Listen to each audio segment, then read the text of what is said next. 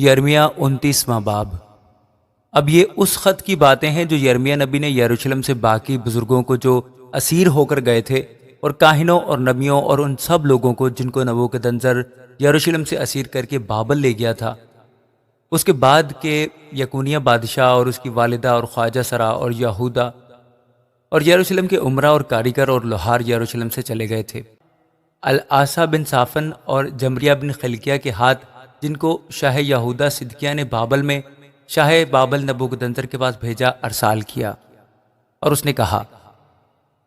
رب الفواج اسرائیل کا خدا ان سب اسیروں سے جن کو میں نے یروشلم سے اسیر کروا کے بابل بھیجا ہے، یوں فرماتا ہے، تم گھر بناؤ اور ان میں بسو، اور باغ لگاؤ اور ان کا پھل کھاؤ،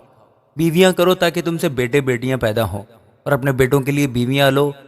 اور اپنی بیٹیاں شوہروں کو دو تاکہ ان سے بیٹے بیٹیاں پیدا ہوں، اور تم وہاں پھلو پھولو اور کم نہ ہو، اور اس شہر کی خیر مناؤ جس میں نے تم کو اسیر کروا کر بھیجا ہے،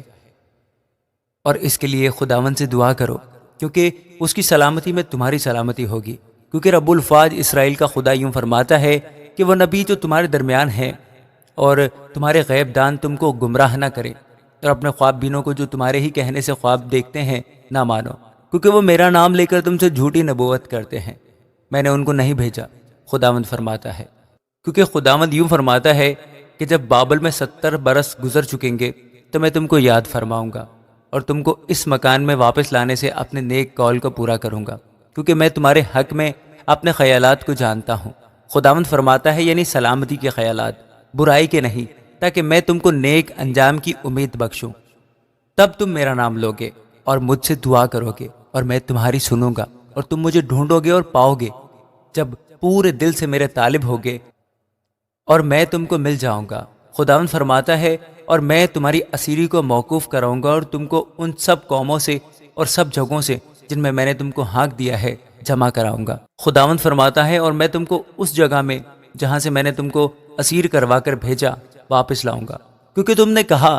کہ خداوند نے بابل میں ہمارے لیے نبی برپا کیے، اس لیے خداوند اس بادشاہ کی بابت جو داؤد کے تخت پر بیٹھا ہے، اور اس سب لوگوں کی بابت جو اس شہر میں بستے ہیں، یعنی تمہارے بھائیوں کی بابت جو تمہارے ساتھ اسیر ہو کر نہیں گئے، یوں فرماتا ہے، رب الفواج یوں فرماتا ہے کہ دیکھو،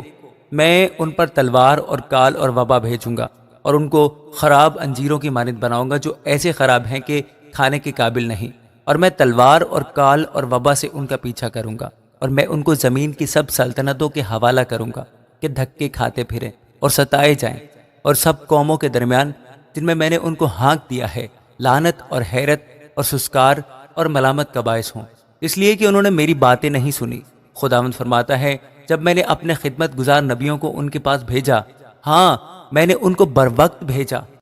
پر تم نے نہ سنا، خداوند فرماتا ہے، پس تم اے اسیری کے سب لوگوں جن کو میں نے یروشلم سے بابل کو بھیجا ہے، خداوند کا کلام سنو، رب الافواج اسرائیل کا خدا اخیاب بن کولایا کی بابت اور صدقیہ بن ماسیہ کی بابت جو میرا نام لے کر تم سے جھوٹی نبوت کرتے ہیں، یوں فرماتا ہے کہ دیکھو، میں ان کو شاہ بابل نبوکدنضر کے حوالہ کروں گا، اور وہ ان کو تمہاری آنکھوں کے سامنے قتل کرے گا، اور یہودا کے سب اسیر جو بابل میں ہیں ان کی لعنتی مثل بنا کر کہا کریں گے کہ خداوند تجھے صدقیہ اور اخیاب کی مانند کرے، جن کو شاہ بابل نے آگ پر کباب کیا، کیونکہ انہوں نے اسرائیل میں حماقت کی اور اپنے پڑوسیوں کی بیویوں سے زناکاری کی اور میرا نام لے کر جھوٹی باتیں کہیں جن کا میں نے ان کو حکم نہیں دیا تھا، خداوند فرماتا ہے، میں جانتا ہوں اور گواہ ہوں۔ اور نخلامی سمایا نے کہا کہ خداوند رب الفواج اسرائیل کا خدا یوں فرماتا ہے،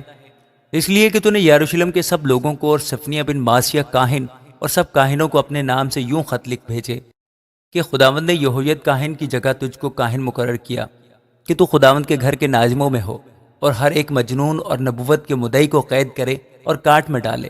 پس تو نے انتوتی یرمیہ کی جو کہتا ہے کہ میں تمہارا نبی ہوں گوشمالی کیوں نہیں کی، کیونکہ اس نے بابل میں یہ کہلا بھیجا ہے کہ یہ مدت دراز ہے، تم گھر بناؤ اور بسو، اور باغ لگاؤ اور ان کا پھل کھاؤ۔ اور صفنیہ کاہن نے یہ خط پڑھ کر یرمیہ نبی کو سنایا۔